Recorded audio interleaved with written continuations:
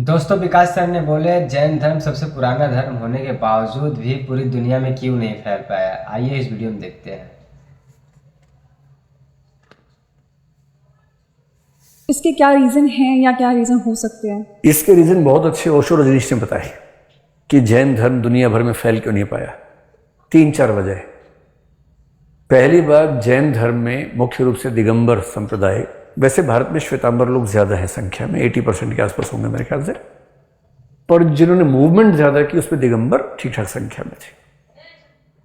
अब पहली दिक्कत है कि अगर दिगंबर साधु दुनिया में जाना चाहें तो ठंडे प्रदेशों में जा नहीं सकते, क्योंकि सर्दी कैसे झेलें। तो बहुत बड़ा हिस्सा तो वैसे ही अनकवर्ड हो जाता है। फिर वो सब शाकाहारी हैं। आप ऐसे क्षेत्रों में जा ही नहीं सकते जहां मांस के बिना काम नहीं चलता है, जहां ठीक से खेती नहीं होती है, वहां जैन धर्म चल ही नहीं सकता। तीसरी दिक्कत क्या है, जैन धर्म की मान्यता है कि कोई भी साधु केवल जैन घर का खाना खा सकता है। जहां जैन लोग पहले से हैं नहीं, आप वहां जा नहीं सकते। कैसे खाना खाएंगे जैन घर का? ये सब ओशो ने बताए आर्गुमेंट। चौथी बात, इस्लाम ईसाई दुनिया भर में फैल गए क्योंकि वो बाकी लोगों को अपने रास्ते पर लाने का प्रयास कर रहे थे, कन्वर्ट करवा रहे थे। भारतीय धर्मों में सामान्यतः सबकी धारणा है कि किसी को कन्वर्ट करवाना ठीक नहीं है। जैन धर्म में नहीं करवाता कन्वर्ट। आपने कभी नहीं सुना होगा जैन धर्म ने सबको कन्वर्ट कर दिया अपने में। कोई इच्छा से हो तो हो, ऐसा कोई प्रयास नहीं किया जाता।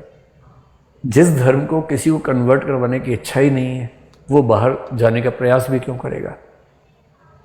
इन सब वजहों से जैन धर्म का प्रचार बहुत ज़्यादा हुआ नहीं।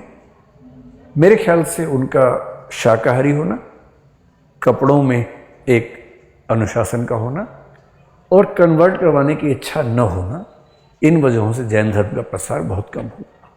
और जैन लोग इतने अमीर क्यों हैं अपरिग्रह के बाद? इसका उत्तर भी इसी में छिपा हुआ है। जो समुदाय संख्या में कम है, बहुत सारे धर्म हैं, धर्मों में झगड़े भी चल रहे हैं कुछ कुछ मात्रा में, असुरक्षा तो होती होगी, सीधी सी बात है। आपके पास संख्या कम है, तलवार आप उठा नहीं सकते क्योंकि आप अहिंसा वाले हैं। संख्या भी कम, तलवार भी नहीं उठा सकते। तो ऐसे समाज के पास ताकतवर होने का एक ही रास्ता होता है, पैसा। इसलिए जैन लोगों ने पूरी ताकत लगाई उद्यमी होने में। खेती करने के लिए वर्धमान जी ने मना कर दिया था क्योंकि उसमें हिंसा हो जाती है। अब आप खेती करेंगे नहीं तो क्या करेंगे? बिजनेस करेंगे। बिजनेस करेंगे तो पैसा कमाएंगे। और एक अंतिम बात है कि जैन समुदाय के अधिकांश लोग उस समुदाय से आए हिंदू धर्म में से जो वैश्य समुदाय है।